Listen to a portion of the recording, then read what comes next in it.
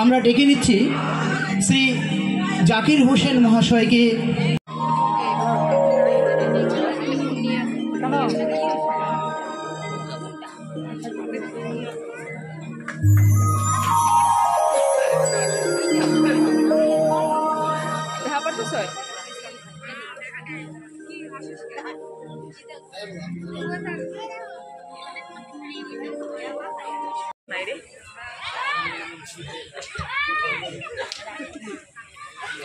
আমরা আরো একবার রামগঞ্জ পুলিশ ফাঁড়ির বড়বাবু শ্রী সৌমিক চক্রবর্তী মহাশয়কে বরণ করে নিচ্ছেন।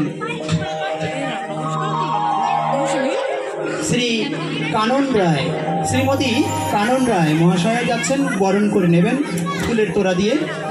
একটু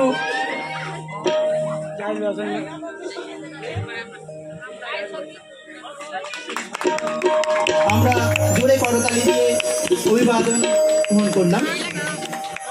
মঞ্চে উপবিষ্ট হয়েছেন রামগঞ্জ 1 নম্বর গ্রাম পঞ্চায়েতের প্রধান। জোরে করতালি হোক।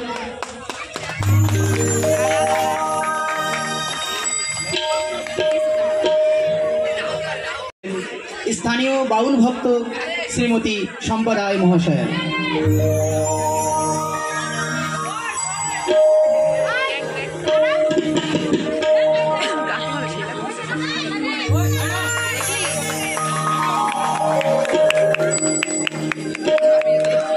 শ্রী কৌশিক গুণ মহাশয়কে বরণ করে নিচ্ছেন স্থানীয় শ্রীমতী মৌসুমী সরকার।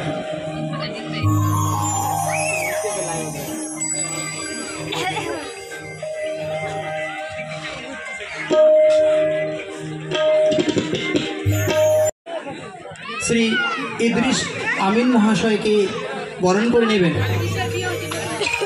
স্থানীয় বাউল ভক্ত শ্রীমতী শম্পা রায়।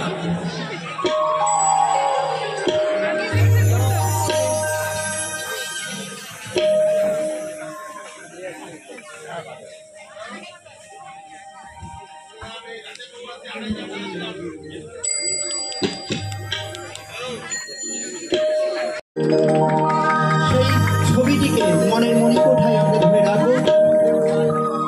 রামগঞ্জ রামকৃষ্ণপুর কলোনির সাক্ষী রেখে, আজকের এই অনুষ্ঠান মঞ্চকে সাক্ষী রেখে ধন্য আমরা।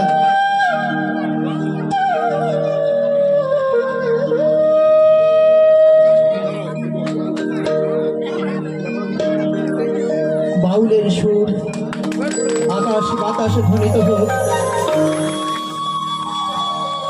তোমার কাছে কারা কারা টাকা পায়, তুমি যেহেতু তুমি ছেলে, তোমার এটা দায়িত্বের মধ্যে পড়ে যে তুমি বাবার ঋণটা শোধ করবে। সেই জিনিসটা করে না। বাবা তোমার কোন ব্যাংকে টাকা আছে আর কোন ব্যাংকে টাকা আছে, মানে মরতে পারলে খালি কত তাড়াতাড়ি বাবা যেন মরে, তাহলে আমি ব্যাংকে গিয়ে সেই টাকাটাকে নিয়ে আসি। তো এরকম একটা মানসিকতা আমাদের হয়ে গেছে। এই মানসিকতা থেকে আমাদেরকে দূরে সরাতে পারে একমাত্র বাউল গান।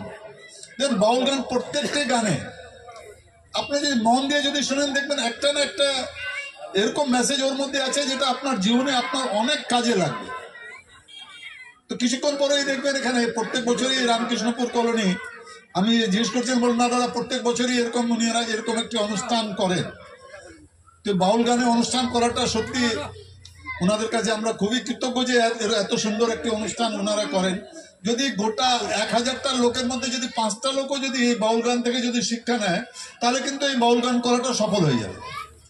কিছুক্ষণ পরে দেখুন অনেক লোক আসবেন, অনেক লোক এখানে ভরে যাবে বাউল গানের। একটা সময় তো এই যাত্রা বাউল এরা এগুলোই ছিল, এখন একটু ওই অর্কেস্ট্রা হয়ে গেছে। ইয়াং ছেলেরা যে আছে ওদের আবার ওই অর্কেস্ট্রাগুলো ভালো লাগে। এক একটা ব্যাপার আছে, এক একটা মানে এজের সঙ্গে এক একটা জিনিস মানায়। কিন্তু যাই হোক, সবচেয়ে বড় যে আমাদের যেটা সংস্কৃতি যেটা আছে, সেই সংস্কৃতিটাকে আমাদেরকে বাঁচিয়ে রাখতে হবে। আর সেটা বাঁচিয়ে রাখতে পারবে একমাত্র যারা বাউল গান করেন তারাই। সবাইকে অনেক অনেক ধন্যবাদ দিয়েছেন। এখন যেহেতু সবাইকে লাইফ সার্টিফিকেট জমা দিতে হচ্ছে, আর পৌরসভা আমি বসে থাকি, তখন এই লাইফ সার্টিফিকেটের জন্য সবাই আসে। দেখছি হাজার হাজার যারা লোকসঙ্গীত করছেন তারা ভাতাটা পাচ্ছেন। ভাতা দেওয়ার পিছনে উদ্দেশ্য একটাই, বন্ধ কর। যেন এই লোকসঙ্গীতটা যেন থাকে, অস্তিত্ব যেন থাকে। যদি যারা লোকসঙ্গীতে আছেন তারা যদি আস্তে আস্তে